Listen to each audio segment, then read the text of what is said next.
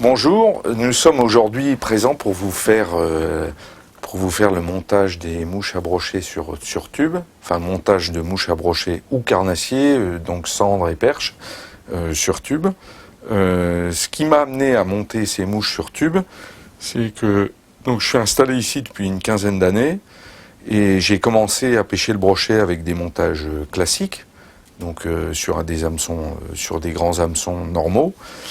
Et ce qui m'a amené à les utiliser par des journées un peu comme aujourd'hui, avec beaucoup de vent, de la pluie, à utiliser aussi des cannes spinning casting et à faire des adaptations avec des plombages un peu différents.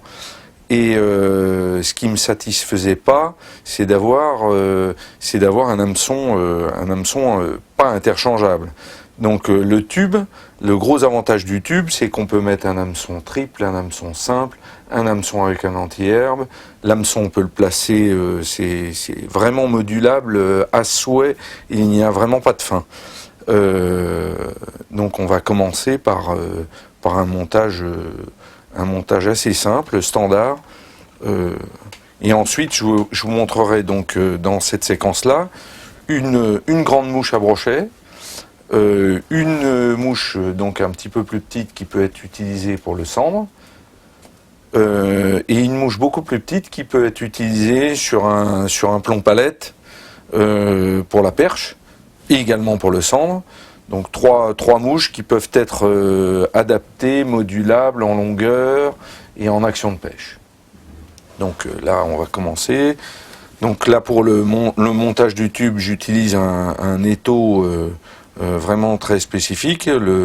Donc ça j'ai réussi à avoir la distribution des produits Eumer pour tout ce qui est pour toute la confection des tubes.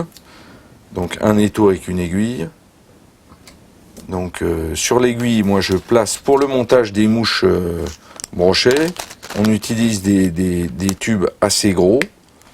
Donc la première opération, il existe un set de tubes plus importants, donc de tailles différentes. Ce que je fais moi, c'est que j'utilise toujours la même aiguille et je passe un petit tube. Donc je passe un petit tube que je vais couper déjà à la longueur.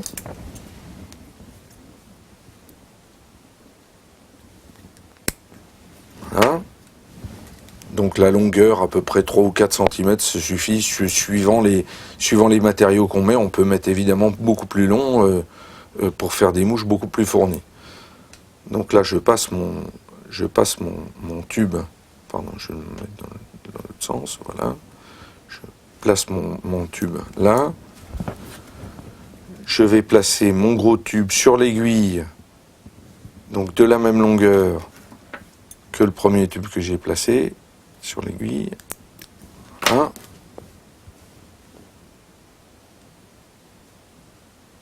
Donc comme ça, quand on le place sur le premier tube, lui il bouge pas du tout sur l'aiguille.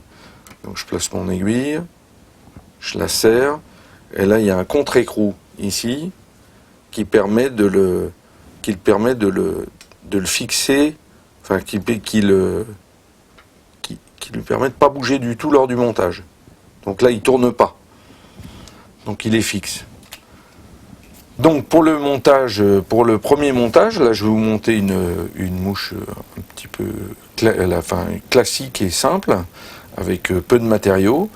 Donc en fil de montage, j'utilise soit floche ou soit un fil assez épais type Unithread 3.0.